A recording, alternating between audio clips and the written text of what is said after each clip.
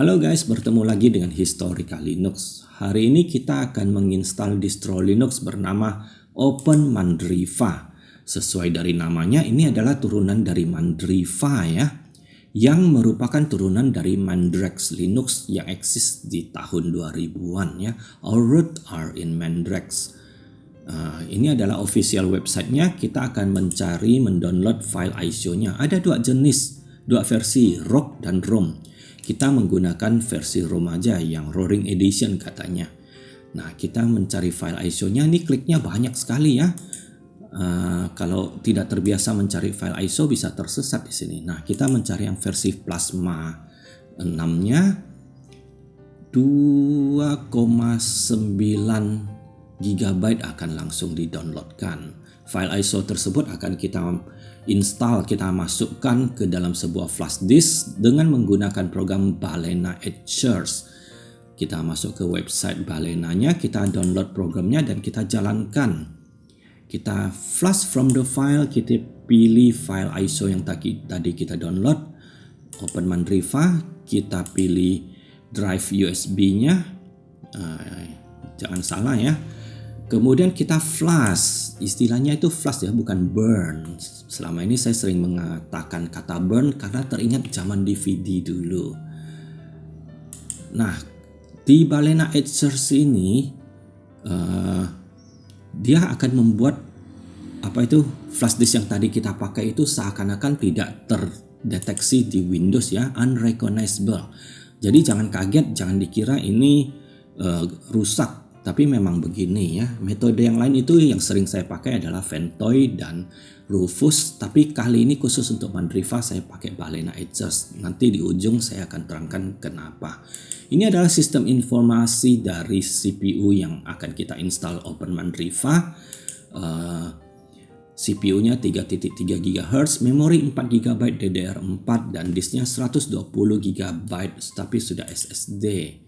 Nah, kemudian karena kita ingin melakukan dual boots, kita harus membagi hard disk di drive C kita yang tadi menjadi minimal ada satu partisi kira-kira sebesar 40 GB untuk meletakkan Linux kita. Caranya dengan string volume ya. Nah, kalau semua sudah tersetup, kita tinggal restart. Namun sebelumnya saya mau cerita sedikit ya. Ini adalah DVD ROM Nostalgia Mandrake 8.2 ya. Dulu sekali ini adalah distro yang saya paling lama memakai untuk belajar Linux di tahun 2000-an ya, tuh tanggalnya 2002. Bonus dari majalah Info Linux ya. Ada dua flash disk yang akan kita pakai. Yang satu adalah installer yang tadi dan satu adalah untuk saya siapkan menjadi bootloader. Mengapa saya install bootloadernya ke flash disk? Karena nanti saya akan menghapus Linux tersebut karena hanya untuk konten, dan kalau saya hapus biasanya MBR dari Windows-nya akan terganggu juga. Saya capek untuk memperbaikinya, jadi saya menggunakan flash disk saja. Nah, ini kita sudah sampai di live boot dari OpenMandriva ya. Nah, ini videonya agak terburu-buru, saya percepat biar cepat gitu. Nah, yang asiknya di sini di OpenMandriva itu dia sudah ada screen recorder yang pre-install, yaitu Voco screen recorder tadi, dan kita tinggal, ini adalah installer Calamarisnya, tinggal kita pilih time zone kita di Jakarta dan kemudian pilih keyboard, kita pilih partitionnya. Bagian yang paling penting kita pilih option kedua, replace the partitions. Klik yang bagian 40 GB yang kita sediakan tadi menjadi berwarna merah ya.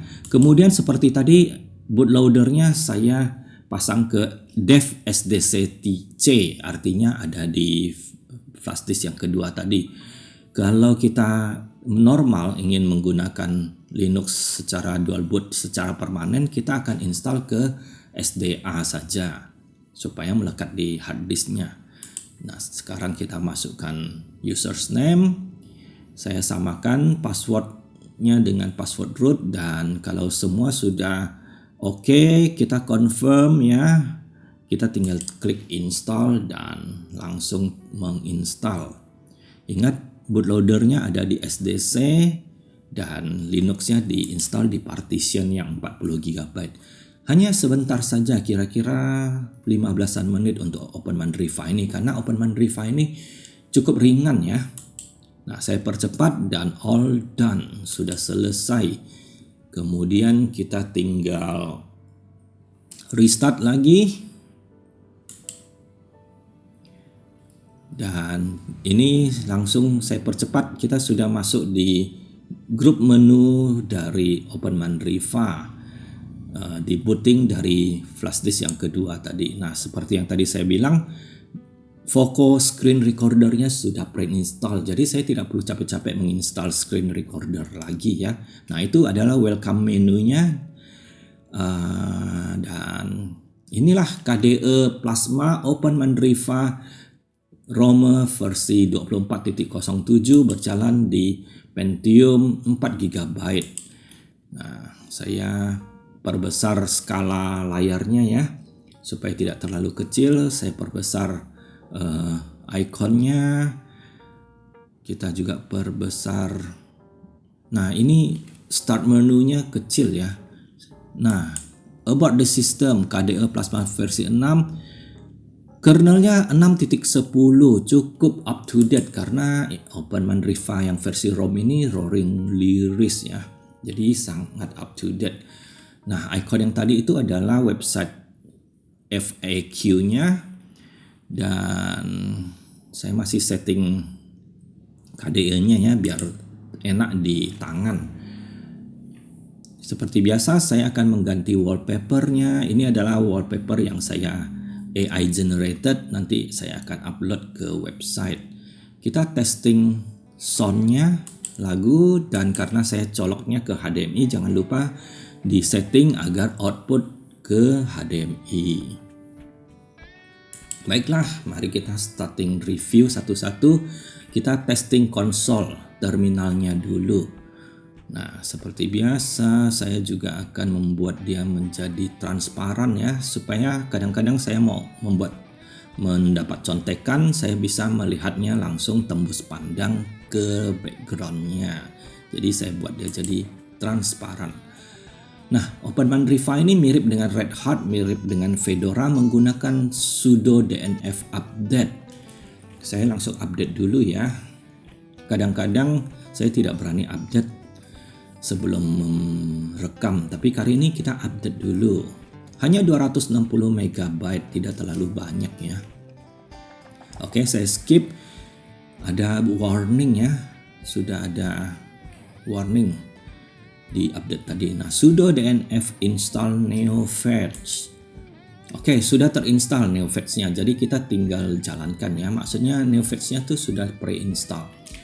Nah, ini adalah OpenMandriva berjalan di Intel Pentium G440, 3,3 GHz, 4 GB. OpenMandriva LX ROM versi 24.08 rupanya, bukan 07 ya, 08, 24.08. Nah, saya mencoba install Symmetrix, itu ternyata tidak bisa ya. Jadi Symmetrixnya mungkin tidak dimasukin ke repository standar dari OpenMandriva ini. Toilet juga tidak ada, jadi program yang kecil-kecil di skip sama OpenMandriva ini ya. Saya kemudian penasaran, saya mencoba metode yum. Ini saya dapat dari contekan ya, tetapi juga tidak bisa karena yumnya tidak terinstall. Gampang sebenarnya, kita tinggal install ya. LC juga tidak ada. LC itu juga program kecil bernama Lokomotif. Nah, ini adalah headtops-nya, bisa berjalan. Ini sistem monitornya, memorinya cukup terpakai dengan baik, CPU-nya 60%. Nah, ini adalah Discover software manager installernya seperti Play Store-nya Android. Kita coba lihat aplikasi software apa saja yang ada di discover, yang di endorse lah istilahnya ya, yang diakui. Saya mencari program CAD. Di sini ada LibreCAD dan FreeCAD. Saya tes dulu LibreCAD Office-nya, tidak ada LibreCAD. Jadi saya install LibreCAD aja. Dan mari kita langsung review LibreOffice-nya dulu. Ini adalah LibreOffice Call, semacam Microsoft Excel-nya Linux, versinya 24.2.5, cukup baru ya. Saya sudah mempersiapkan beberapa spreadsheets dari Excel ya. Kita coba yang steel beam. Nah, ini karena saya ada di bidang konstruksi, spreadsheet seperti ini sangat sering saya pergunakan, dan selalu saya akan testing dulu di Linux apakah kompatibilitasnya baik sebelum kita pakai untuk kehidupan real. Dan sepertinya lancar ya guys ya. Jadi LibreOffice berjalan dengan baik. Saya coba lagi, kecuali untuk file yang satu ini sebenarnya ada charts di bagian yang putih tersebut, tapi tidak terloading ya. Nah, sekarang saya coba LibreOffice Impress. Ini adalah PowerPoint-nya LibreOffice. Saya sudah download sebuah template yang saya isi dengan materi Mandrex Linux. Kita jalankan slideshow. Jadi Mandrex Linux ini berasal dari Mandriva. Mandriva itu sudah non-aktif ya. Kemudian derivatifnya ada Open Mandriva, ada Mageia, ada PC Linux. Nah, ini adalah LibreOffice Impress, berjalan dengan baik juga. Dan sekarang kita akan coba LibreCAD ya. Saya sudah sering mencoba LibreCAD ini. LibreCAD ini tidak bisa secara sempurna mengimport file DXF, yaitu file AutoCAD yang di save as sebagai DXF ya. Banyak garis yang tidak terloading. Jadi mungkin hanya 60% yang terloading di FreeCAD ini. Untuk program membaca DWG, membaca file AutoCAD yang terbaik itu adalah program bernama BricsCAD. Saya sudah pernah membuatkan videonya di channel ini.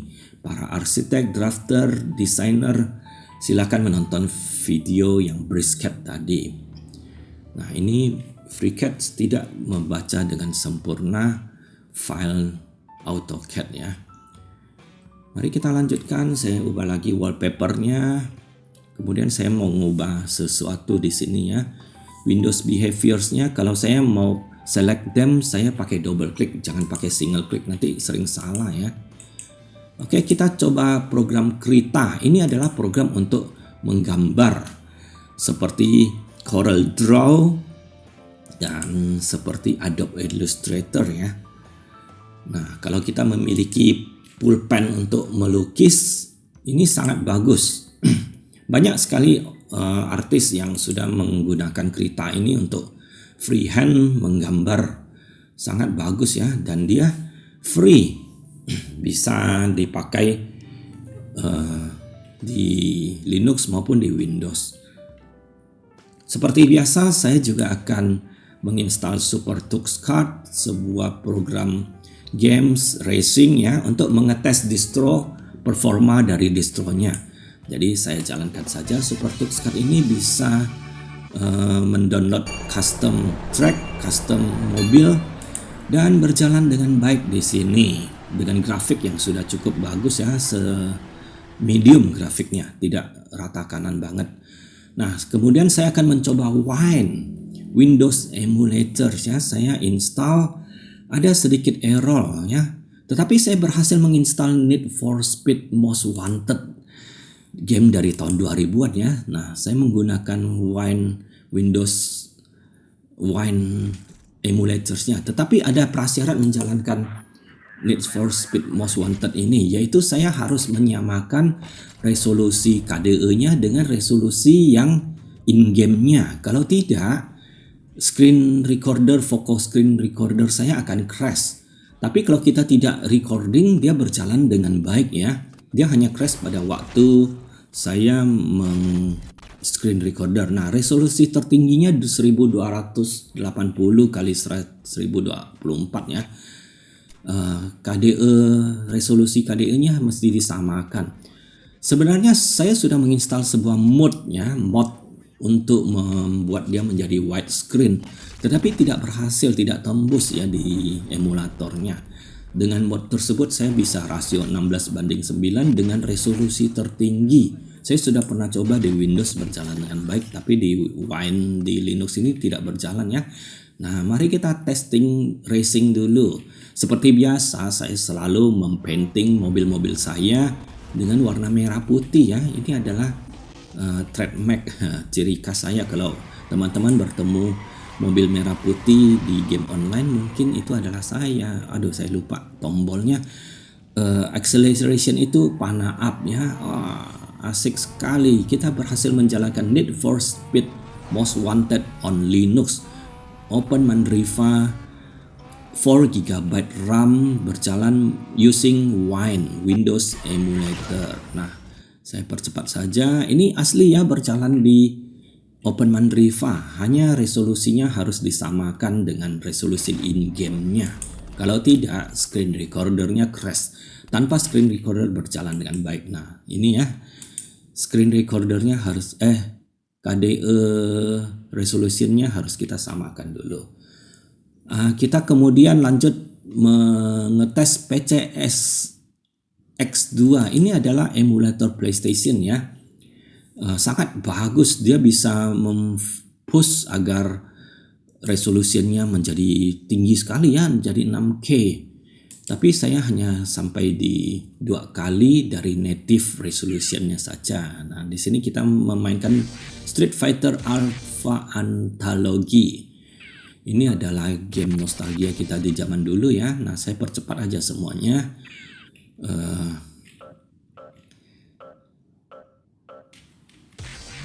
Kita memilih karakter, banyak sekali karakternya ya. Kalau Street Fighter itu game yang fighting yang paling legendaris di tahun 90-an. Tentu kita menggunakan Cammy ya. Ini Babs idola kita. Wah, Cammy melawan Chun-Li. 2 idol selebriti dari Street Fighter. Untuk kontrolnya sendiri saya sudah lupa. Dan asik sekali kita bisa kembali bermain Street Fighter di Linux ya, menggunakan PCSX PlayStation 2 emulator. Oke, saya percepat dan kita lanjutkan ke Chromium. Ini adalah browser bawaan dari Open Mandriva, tetapi dia menggunakan search engine yang aneh ya, selalu tidak bisa tembus. Sehingga kita harus masuk lagi ke Google, dan untuk mencari website official dari Open Mandriva saja tidak ada di halaman pertama ya. Jadi kita harus numpang lewat di Wikipedia dulu. Open Mandriva ini adalah pragmatic distribution ya, entah apa artinya. Dan merupakan first distro yang build dari Clang. Juga tidak tahu apa artinya ya. Marilah kita masuk ke YouTube Historical Linux, please subscribe. Dan di sini banyak sekali distro yang saya install dan saya dokumentasikan. Mageia 9 di sebuah laptop yang hanya 32 bit 2 GB. Termasuk distro Mageia tadi itu adalah turunan dari Mandriva. Dan kemudian ini di video terakhir saya mencoba eksperimen membuat semacam program NeoFetch yang menggunakan ChatGPT. Silahkan dinonton dan saya akan testingkan program tersebut. Saya kasih nama Mungil Fetch ya. Dan saya akan jalankan di Open Mandriva. Ini berjalan dengan baik. Nah, teman-teman bisa masuk ke video yang saya sebutkan tadi, prompt untuk meminta ChatGPT membuatkan script Mungil Fetch ini sudah ada. Terakhir saya akan masuk ke KDE Partition Managers. Ingat tadi kita flash disk installer yang di Balena Exer kan itu unrecognizable di Windows, tetapi dia bisa terbaca di KDE Partition Manager. Nah, saya delete saja supaya flash disk yang tadi kan kita sudah pakai, kita bisa download ulang untuk keperluan lain. apakah flash disk akan rusak kalau sering diginiin ya? Katanya sih bisa, dan memang flash disk saya sudah ada tanda-tanda kadang suka tidak terbaca lagi. Mungkin keseringan di flash, keseringan di format. Nah, demikianlah 20 menit installation dan review OpenMandriva ROM 24.07. Sebenarnya dia .08 ya, nanti saya akan ubah wallpapernya. Sangat baik, ringkas, tidak berat, dan berjalan dengan lancar. Walaupun sebenarnya ini adalah installation yang kedua. Installation yang pertama itu saya error di tengah-tengah instalasi ya, dan saya curiga karena ISO-nya itu tidak cocok dengan Ventoy, tidak cocok dengan Rufus. Makanya di video ini saya menggunakan Balena Etcher sebagai tools untuk memflash ISO ke USB. Thanks for watching. Please subscribe. See you again next time.